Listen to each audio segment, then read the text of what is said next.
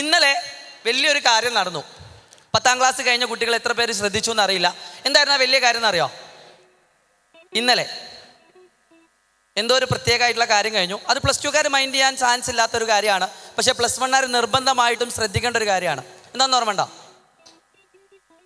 +1കാരെ result വന്നു അല്ലേ? +1കാരെ result വന്നു. എത്ര പേര് അന്വേഷിച്ചു? തൻ്റെ കൂട്ടുകാരൻ അല്ലെ കൂട്ടുകാരിക്ക് എത്ര മാർക്ക് ഉണ്ടെന്ന് അന്വേഷിച്ച ആൾക്കാരൊന്നും കൈപോക്കും. അന്വേഷിച്ച് അവരുടെ സ്റ്റാറ്റസ് കണ്ട ആൾക്കാരല്ല, അങ്ങോട്ട് വിളിച്ച് അന്വേഷിച്ച ആൾക്കാരും കൈപോക്കും. വളരെ കുറവ് ആൾക്കാരാണ്. 10ാം ക്ലാസ് കഴിഞ്ഞ് ഇനി അല്ലെ +2 കഴിഞ്ഞിട്ടൊക്കെ നിങ്ങൾ ചെയ്യാൻ പോകുന്ന ഒരു 6 മിസ്റ്റേക്ക് ഞാൻ പറഞ്ഞുതരാം. വളരെ കുറഞ്ഞ സമയം കൊണ്ട് അത് പറഞ്ഞിട്ട് ഞാൻ അവസാനിപ്പിക്കുകയും ചെയ്യും. പ്രത്യേകിച്ച് പാരൻസ് ഒക്കെ ഇവിടെ ഉണ്ട്.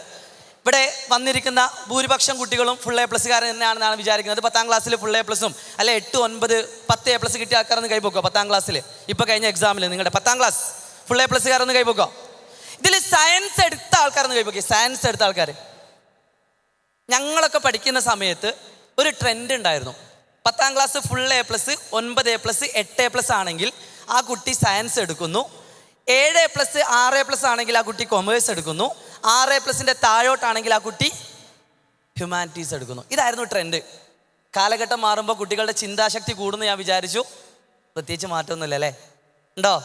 ഇപ്പോഴും ഫുൾ A+ ഉള്ള ആൾക്കാർ എന്തിലേക്ക് പോകുന്നു? സയൻസിലേക്ക് പോകുന്നു. അതൊരിക്കലും നിങ്ങളുടെ തെറ്റായിട്ടൊന്നല്ല ഞാൻ പറയുന്നത്. അതിന് 2 റീസൺ ഉണ്ട്. അതിൽ ഒന്നാമത്തെ റീസൺ, നിങ്ങൾ സയൻസിനെ പറ്റി കൃത്യമായിട്ട് അന്വേഷിച്ചു. അപ്പോൾ സയൻസിനെ പറ്റി അന്വേഷിച്ച സമയത്ത് നിങ്ങൾക്ക് കിട്ടിയ ഉത്തരം, സയൻസ് എടുത്താൽ ഏത് മേഖലയിലേക്ക് വേണമെങ്കിലും പോകാമെന്നുള്ളൊരു ഉത്തരവ് നിങ്ങൾക്ക് കിട്ടിയിട്ടുണ്ടാവും അല്ലേ? സയൻസ് എടുത്താൽ എങ്ങോട്ട് വേണമെങ്കിലും പോവാം. അങ്ങനത്തെ കുട്ടികളുടെ മൈൻഡ് എന്താണെന്നറിയോ? ആ കുട്ടിക്ക് ഒരു എയിമും ഇല്ല. നല്ല പഠിക്കാനറിയും. പക്ഷെ എന്ത് ചെയ്യണം? അങ്ങനെയൊന്നുമില്ല. ഏത് മേഖലയിലേക്ക് വേണമെങ്കിലും പോവാം. അതാണ് സയൻസ് എടുത്ത കുട്ടികളുടെ ഒന്നാമത്തെ ചിന്താശക്തി. രണ്ടാമത്തെ ഒരു വിഭാഗമുണ്ട്, കൃത്യമായിട്ട് അന്വേഷിച്ചുകൊണ്ട് ഏറ്റവും മികച്ച ഇൻസ്റ്റിറ്റ്യൂട്ടിൽ എത്തണമെന്ന് ആഗ്രഹിക്കുന്ന കുട്ടികൾ. മെയിനായിട്ട് 3 സ്ട്രീമുകളുള്ളത്: സയൻസ്, കൊമേഴ്സ്, ഹ്യൂമാനിറ്റീസ്. വളരെ സിമ്പിളായിട്ടൊരു കാര്യം ചോദിക്കട്ടെ. സയൻസ് എടുക്കുന്നൊരു കുട്ടി എത്തിച്ചേരാൻ പോകുന്ന ഏറ്റവും മികച്ച ഇൻസ്റ്റിറ്റ്യൂട്ടിൻ്റെ 2 ഇൻസ്റ്റിറ്റ്യൂട്ടുകൾ പേരെങ്കിലും പറയാൻ പറ്റുമോ? ഏറ്റവും മികച്ചത്, ടോപ്പ് റാങ്കിങ്ങുള്ള ഏതാണ്? ഇൻക്രീസിങ് ആണോ ഡിക്രീസിങ് ആണോ ചോദിക്കുമ്പോൾ ഒരു റീൽ കണ്ടില്ലേ? ഒരു ഡോക്ടർ ചോദിക്കും, നിങ്ങൾ കേട്ടില്ലേ? അപ്പോൾ ഉത്തരം അറിയില്ല. അപ്പോൾ കുട്ടികൾ എന്താ പറയുക? ഇൻക്രീസിങ് എന്ന് പറയാത്തത്. കുറേ ആൾക്കാർ ഉത്തരം ഇങ്ങനെ വിളിച്ച് പറയണ്ടത്. എന്താണ് ഉത്തരം? IIT, okay. AIIMS, okay. ഇതൊക്കെ ഇൻസ്റ്റിറ്റ്യൂട്ടാണോ? IIT എന്ന് പറഞ്ഞ ഇൻസ്റ്റിറ്റ്യൂട്ടാണോ? ആണോ? ഈ IITയിൽ എങ്ങനെ എത്താമെന്നറിയോ? ഇനി കൊമേഴ്സുകാരെങ്കിലും ഉണ്ടോ? ഒന്ന് കൈവക്കുക. കൊമേഴ്സ് കുറേ ആൾക്കാരുണ്ട്. അവരെ പറ്റിയും പറഞ്ഞു തരാം കേട്ടോ, നിങ്ങൾ പേടിക്കൊന്നും വേണ്ട. ഇതിൽ +2 കഴിഞ്ഞിട്ട് എന്തെടുക്കണമെന്ന് അറിയാത്ത കുറേ ആൾക്കാരുണ്ട്. ഇപ്പോൾ സയൻസ് എടുത്ത് പെട്ട് കിടക്കുന്ന ആൾക്കാരുണ്ട്. +2 കഴിഞ്ഞിട്ട് എന്തെടുക്കുന്ന അതൊക്കെ ഞാൻ പറഞ്ഞുതരാം. കുറച്ചൊരു 10-15 മിനിറ്റേ ഉള്ളൂ. ഞാൻ ചെയ്ത കുറച്ച് മിസ്റ്റേക്കും പറഞ്ഞുതരാം. ഇപ്പോൾ ഇവിടെ ഇരിക്കുന്ന 90% കുട്ടികളും ചെയ്തൊരു മിസ്റ്റേക്ക് പറഞ്ഞുതരാം. നന്നായിട്ട് പഠിക്കുന്ന കുട്ടികളാണ്. പക്ഷേ ഇപ്പോൾ തന്നെ നിങ്ങൾ എന്ത് ചെയ്ത് കഴിഞ്ഞു? കുറച്ച് മിസ്റ്റേക്ക് ചെയ്ത് കഴിഞ്ഞു. കാരണം നിങ്ങളുടെ റിസൾട്ട് വന്നിട്ട് ഇന്നേക്ക് എത്ര ദിവസമായി? ഇതേതാ മാസം? ജൂണല്ലേ? ജൂലൈ അല്ലേ? ഓർമ്മയുണ്ടല്ലേ? അപ്പോൾ എത്ര മാസം കഴിഞ്ഞു നിങ്ങളുടെ റിസൾട്ട് വന്നിട്ട്? 2 മാസം കഴിഞ്ഞു. എത്ര ചാപ്റ്റർ നിങ്ങൾ പഠിച്ചു കഴിഞ്ഞു? മാക്സിമം പോയാൽ 1 അല്ലെ 2, അതിലപ്പുറം നിങ്ങൾ പഠിക്കാൻ ചാൻസ് ഇല്ല. അത് സ്കൂളിൽ തുറന്നതിന് ശേഷം. നിങ്ങൾക്ക് ഒരുപാട് പഠിക്കാനുണ്ട്, നല്ല മാർക്ക് കുറയും. ഇന്നലെയും കൂടി വന്ന മെസ്സേജ് എന്താണെന്നറിയോ? 10ാം ക്ലാസ്സിൽ എനിക്ക് ഫുൾ A+ ആണ് സാറേ, +1 ഞാൻ കുറേ സബ്ജക്റ്റിന് തോറ്റു, കുറേ സബ്ജക്റ്റിന് എനിക്ക് മാർക്ക് കുറവാണ്. 10ാം class full A+. Over confidence വളരെ പ്രശ്നമാണ്. നിങ്ങൾ 10ാം ക്ലാസ് നന്നായിട്ട് കഷ്ടപ്പെട്ട് പഠിച്ചു, അപ്പോൾ +1 എന്ത് ചെയ്യാം? കുഴപ്പമാണെന്ന് വിചാരിച്ചു. അപ്പോൾ നിങ്ങൾ ഈ 1-2 മാസം കഴിഞ്ഞു. ഇനി അടുത്ത മാസം മാർച്ച് മാസം എക്സാമാണ്. ജൂലൈ മുതൽ മാർച്ച് വരെ എത്ര മാസം ഉണ്ടെന്ന് എണ്ണി നോക്ക്. August, September, October, November, December, ജനുവരി, ഫെബ്രുവരി, മാർച്ച്. 8 മാസം കഴിഞ്ഞാൽ നിങ്ങളുടെ +1 എക്സാമാണ്. സാറേ തുടങ്ങിയിട്ടുള്ളൂ, അപ്പോഴേക്കും എക്സാമിനെ പറ്റി പറയില്ലെന്നല്ലേ? ചെറിയൊരു കാര്യം കൂടി പറയാം. ഇതിൽ നിങ്ങളോട് പറയാനുള്ളത്, ഇതിൽ ട്യൂഷന് പോകുന്ന ആൾക്കാരൊന്നും കൈപോക്കോ. ട്യൂഷന് പോകുന്ന ആൾക്കാർ, 10ാം ക്ലാസ്സിന് ശേഷം +1 ട്യൂഷന് പോകുന്ന ആൾക്കാർ. ഓൺലൈനും ട്യൂഷനാണ് കേട്ടോ. ചില കുട്ടികൾ പറയും, ഞാൻ ട്യൂഷൻ ഒന്നും പോലെ ഞാൻ വീട്ടിൽ നിന്ന് പഠിക്കും. വീട്ടിൽ നിന്ന് എന്താ പഠിക്കല്? ഓൺലൈൻ നോക്കി പഠിക്കും. അത് ട്യൂഷന് പോകുന്ന ആൾക്കാരും കൈപോക്കി വളരെ കുറവാണ്, കമ്പാരിറ്റീവ്ലി കുറവാണ്. ഇനി ഒരു മിസ്റ്റേക്ക് കൂടിയും പറഞ്ഞുതരാം. ഈ +1 റിസൾട്ട് വന്ന സമയത്ത് നിങ്ങൾ ശ്രദ്ധിക്കാത്തൊരു കാര്യമുണ്ട്. ഏറ്റവും കൂടുതൽ ടഫ് ഏതാ നിങ്ങൾ അന്വേഷിച്ചിട്ടുണ്ടാവും. സയൻസ് ആണോ, കൊമേഴ്സ് ആണോ, ഹ്യൂമാനിറ്റീസ് ആണോ? ഏറ്റവും ടഫ് സയൻസ് ആണ്. വിജയശതമാനം നോക്കിയോ? കഴിഞ്ഞ പ്രാവശ്യത്തെ +1 ഇന്നലെ വന്ന റിസൾട്ടിൽ ഏറ്റവും കൂടുതൽ തോറ്റത് ഏത് കുട്ടികളാണ്? സയൻസ് എടുത്തവരാണോ, കൊമേഴ്സ് എടുത്തവരാണോ, ഹ്യൂമാനിറ്റീസ്? ഇന്നലെ വന്ന റിസൾട്ടാണ്. ഏത് കുട്ടികളാണ് ഏറ്റവും കൂടുതൽ തോറ്റത്? ഏറ്റവും ടഫ് സയൻസാണ്, പക്ഷെ ഏറ്റവും കൂടുതൽ കുട്ടികൾ തോറ്റത് ഹ്യൂമാനിറ്റീസിലാണ്. ഏറ്റവും കൂടുതൽ കുട്ടികൾ തോറ്റതിൽ 2ാം സ്ഥാനം കൊമേഴ്സിലാണ്. ഏറ്റവും കൂടുതൽ കുട്ടികൾ തോറ്റതിൽ 3ാം സ്ഥാനം സയൻസിൽ. അതായത് ഏറ്റവും കൂടുതൽ കുട്ടികൾ ജയിച്ചത് ഏതിലാണ്? സയൻസിലാണ്. എന്തായിരിക്കും അതിൻ്റെ റീസൺ? മുക്കിലും മൂലയിലും ട്യൂഷൻ സെൻ്റർ ഉണ്ട് സയൻസിന്. ഹ്യൂമാനിറ്റീസിന് നിങ്ങൾ ഒന്ന് ആലോചിച്ച് നോക്കി, ഹ്യൂമാനിറ്റീസിന് എത്ര ട്യൂഷൻ സെൻ്റർ നിങ്ങളുടെ നാട്ടിലുണ്ട്? +1 +2 ഉണ്ടോ? കൊമേഴ്സിന് നിങ്ങൾക്ക് എണ്ണിയാൽ കിട്ടും. സയൻസിന് നിങ്ങൾ ബസ്സിൽ പോകുന്ന സമയത്ത് ഒരു ട്യൂഷൻ സെൻ്റർ, അടുത്ത ട്യൂഷൻ സെൻ്റർ. ഇതൊരു ഫാക്ടറാണ്, നമ്മൾ ജയിക്കാനുള്ള റീസണാണ്. കാരണം ഇവിടെയുള്ള പല പാരൻസ് ചെയ്ത ചെറിയൊരു കാര്യം പറഞ്ഞുതരാം. എൻ്റെ മോളാണ്, എൻ്റെ മോനാണ്, രാവിലെ പോയാൽ വൈകുന്നേരം ഒരു 4 മണി 5 മണി ആകുമ്പോൾ വീട്ടിലേക്ക് എത്തണം. എൻ്റെ വീടിൻ്റെ തൊട്ടടുത്തുള്ള സ്കൂളിൽ എൻ്റെ കുട്ടീനെ ചേർത്തണം. എൻ്റെ കുട്ടി കേട് വരാൻ പാടില്ല. പാരൻസ് ചെയ്യുന്ന മിസ്റ്റേക്കാണ്. എന്താ പാരൻസിൻ്റെ ഉള്ളിലുള്ള കാര്യം എന്നറിയോ? എൻ്റെ കുട്ടി തെറ്റിലേക്ക് പോകുന്നുള്ള ചിന്തയാണ്. ആ സ്കൂളിൽ എത്രത്തോളം റിസൾട്ട് ഉണ്ട് എന്ന് ആ പാരൻ്റ് അന്വേഷിച്ചിട്ടുണ്ടാവില്ല. ഇവിടെ ഇരിക്കുന്ന കുറേ പാരൻസ് ഉണ്ട്, അതുകൊണ്ട് അവരെ ഉപദേശിക്കുകയൊന്നുമല്ല. ഇതിന് ശേഷമെങ്കിലും നിങ്ങൾ ചിന്തിക്കേണ്ട ഒരു കാര്യം പറയാണ്. ഒരു കുട്ടിയെ റെസ്ട്രിക്റ്റ് ചെയ്യുന്നതിന് പകരം ഒരു കുട്ടിക്ക് തെറ്റ് ഏത് ശരി ഏതെന്ന് പഠിപ്പിക്കുകയാണ് ഒരു പാരൻ്റ് വേണ്ടത്. എൻ്റെ കുട്ടി അവിടേക്ക് പോകുന്ന സമയത്ത് കേട് വരുമെന്ന് തോന്നുകയാണെങ്കിൽ നമ്മുടെ പാരൻറ്റിങ്ങിൽ ഇവിടെ ഒരു മിസ്റ്റേക്ക് ഉണ്ട്. അതേ സമയത്ത് എൻ്റെ കുട്ടി എവിടെ പോയാലും കുട്ടി കേട് വരില്ല എന്നൊരു തോന്നൽ പാരൻ്റ് ഉണ്ടെങ്കിൽ ആ പാരൻ്റ് റൈറ്റ് ട്രാക്കിലാണ്. പല പാരൻസും ചിന്തിക്കാത്തൊരു കാര്യമാണ്. ഞാൻ നിങ്ങളോട് പറഞ്ഞിട്ടാണ്, ഇതിന് മുമ്പൊക്കെ നിങ്ങൾ കേട്ടിട്ടുണ്ടാവും. ഞാൻ PG പഠിക്കുന്ന സമയത്ത് എൻ്റെ ഹോസ്റ്റൽ റൂമിൽ വെച്ച് കള്ള് കുടിക്കുന്ന കൂട്ടുകാരൻ എനിക്കുണ്ടായിരുന്നു. അവരെന്നോട് പലപ്പോഴും പറഞ്ഞു ഒരു ഇത്തിരി കുടിച്ച് നോക്കുന്നുള്ളത്. അപ്പോഴേക്കും ഞാൻ എന്ത് പറഞ്ഞിട്ടുണ്ട്? നോ പറഞ്ഞിട്ടുണ്ട്. അതാരാ എന്നെ പഠിപ്പിച്ചത്? എൻ്റെ പാരൻ്റാണ്.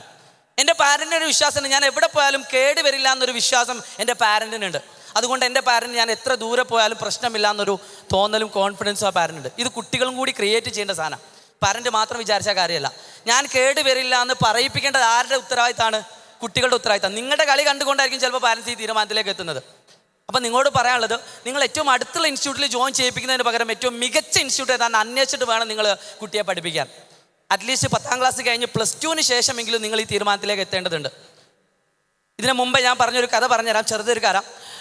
ഇന്ത്യയിൽ ഏറ്റവും മികച്ച ഇൻസ്റ്റിറ്റ്യൂട്ട് ഏതാണെന്ന് വെച്ചാൽ നിസ്സംശയം പറയാം, സയൻസിന് ഏറ്റവും ബെസ്റ്റ് ഉള്ളത് IIT-കളും NIT-കളും എയിംസുകളുമാണ്.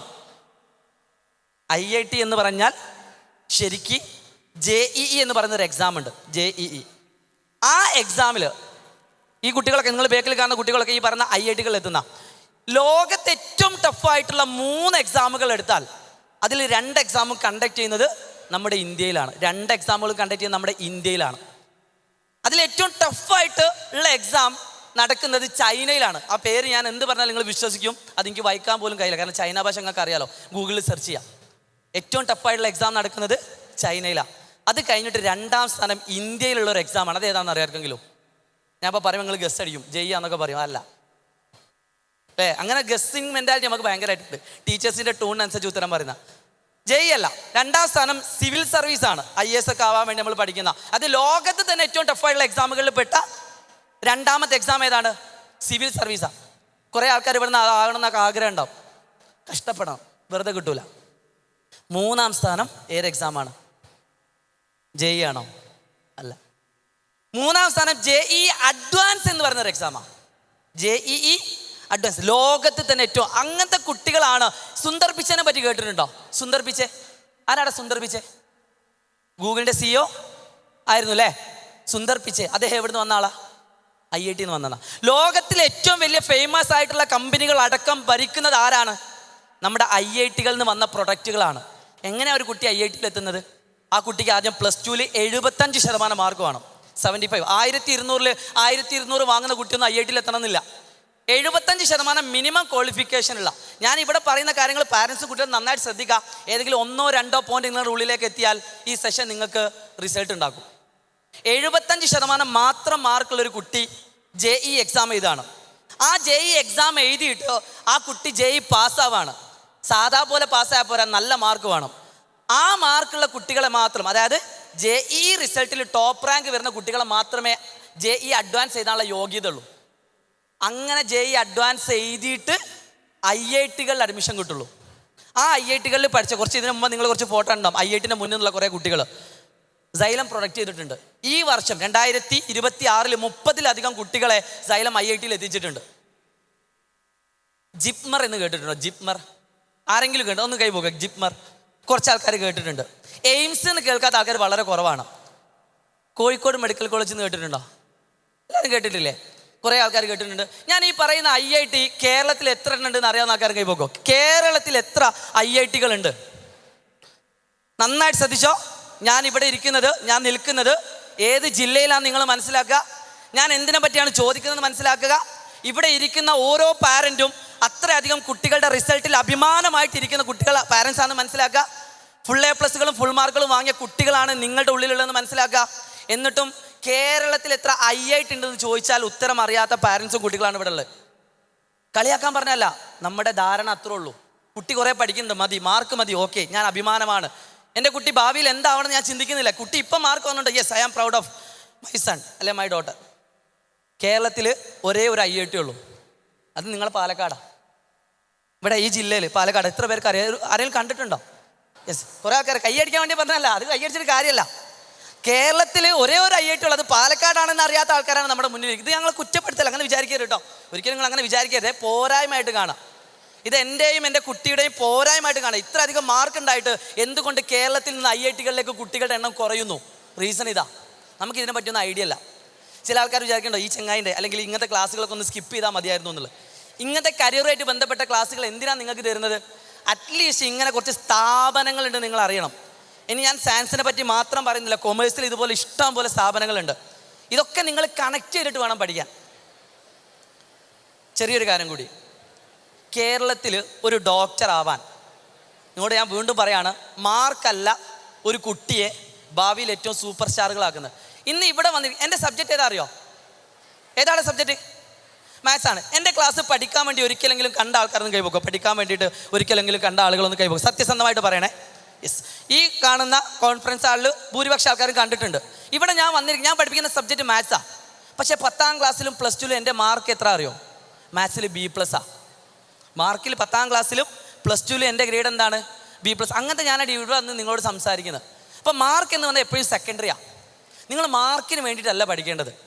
നിങ്ങൾ എപ്പോഴും സ്കിൽഫുൾ ആവണം, കൃത്യമായിട്ട് സ്കില്ല് ഡെവലപ്പ് ചെയ്യണം.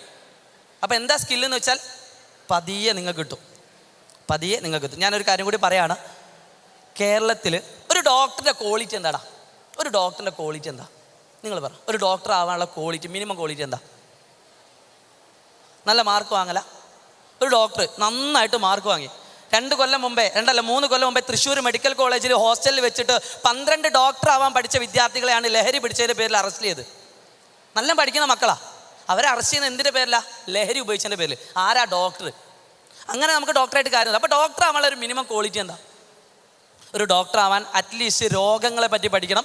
ആ രോഗങ്ങൾക്ക് എന്ത് മെഡിസിനാണ് കൊടുക്കേണ്ടതെന്ന് അറിയണം. വേണ്ടേ? ഒരു നല്ല ഡോക്ടർ എവിടെ നിന്നാണ് വരുന്നത്? ഒരു നല്ല ഡോക്ടർ എവിടെ നിന്നാണ് വരുന്നത്? ഒരു 5 മിനിറ്റ് കൂടി പറ. ഒരു നല്ല ഡോക്ടർ എവിടെ നിന്നാണ് ഡെവലപ്പ് ആകുന്നത്?